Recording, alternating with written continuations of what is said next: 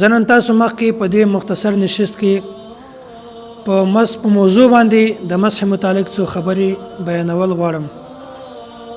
دین اسلام دا د اعتدال دین دی.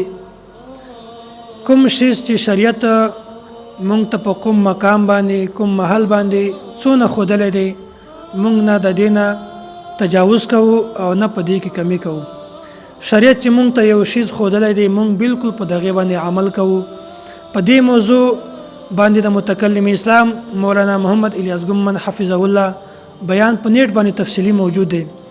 زه تفصیل ته نه ځم، بلکې بعضې خلک داسې دي هغه وایي که په موضوع باندې مسح کول جایزه وي نو دغسې په جرابو باندې مسح کول جایزه ده.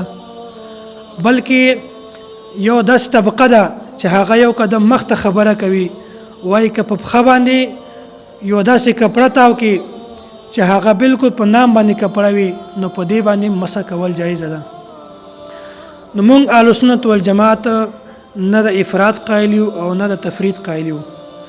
شریعت چې موږ په کوم ځای باندې درولي یو، موږ ته هغه ځای خپل هم خوښ دی، موږ هغه ځای خپل خوښوو او موږ دغه ځای چې کومه د خپل تعلق والو ته او د خپل مسلک والو دپاره هم خوښوو او موږ دې ته هم د دې مسلې خبر ورکوو. او دې سره څو مسئلې دي. اوله مسئله ده چې د مسح کول چې کوم محل دی هغه څه دی. کله چې موضوع تاسې پښو کوي نو د دې دوه حصې دي، یوه لاندې حصه او یوه د بره حصه. کومه چې د مسح محل دی هغه بره حصه ده. د بره حصه چې کومه ده په دې باندې به مسح کوئ. او دومه مسئله ده چې د دې چې کوم مقدار دی هغه څه دی. ډیر قولونه په دې کې دي، خو راجح کول د امام اعظم امام ابو حنیفه رحمت الله علیه دی. هغه دا وایي چې کوم مقدار دی، یعنی د 3 ګوتو د مقدار برابر دغه د مسح مقدار دی. که 3 ګوتو سره یو انسان په موضوع باندې مسح وکړي نو د دې مسح وشوله. او درېمه مسئله چې کومه ده د دې د مسح چې کوم مدت دی هغه د مقیم دپاره یوه ورځ او یوه شپه او د مسافر د سړي دپاره 3 ورځې او 3 شپې. څلورمه خبره چې کومه ده هغه دا چې د دې مدت ابتدا به د کوم ځای نه کېږي. کله چې یو کس اودس وکړي او په اوداسه سره موزې واغوندي، موزې پښو کړي، نو په دې نه به چې کله د دې انسان اودس مات شي، هغه که واشروم ته لاړ شي یا جسم نه هوا خارجه شي یا وینه خارجه شي یا نور څه داسې نواقضې وضو یو شی هغه ملاو شي پکې، نو په دې وجې سره د دې ځای نه د دې مزید مسح ابتدا کېږي. دوه طبقې داسې دي چې هغه په دې مسئله کې موږ سره اختلاف کوي. یوه طبقه روافض چې هغه بالکل د دې د سنیت قائل هم نه دي، د سنیت انکار یې کړی دی.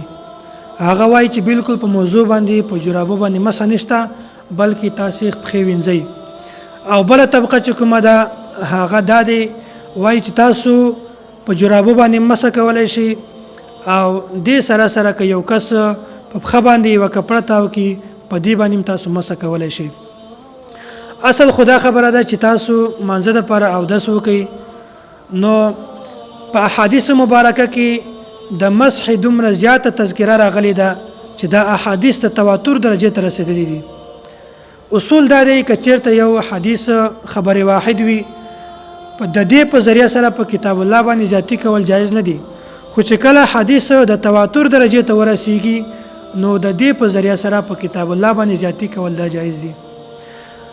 کوم یو کس چې د داسې مسایلو نه واقف نه وي، هغه د اسلام د بنیادی چې کوم اعمال دي، بنیادی تعلیمات دي، د دې نه هم دغه انسان واقف نه دی.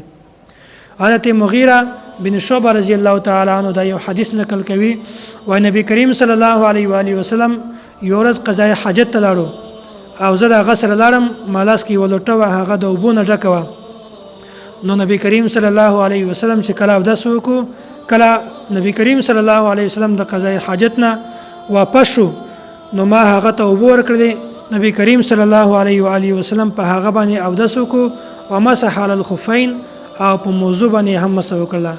دا حدیث مبارک صحیح بخاری مسلم شریف په دې کې موجود دی. لا اله الا الله، لا اله الا الله، لا اله إلا الله ما لنا رب سواه. لا إله إلا الله لا إله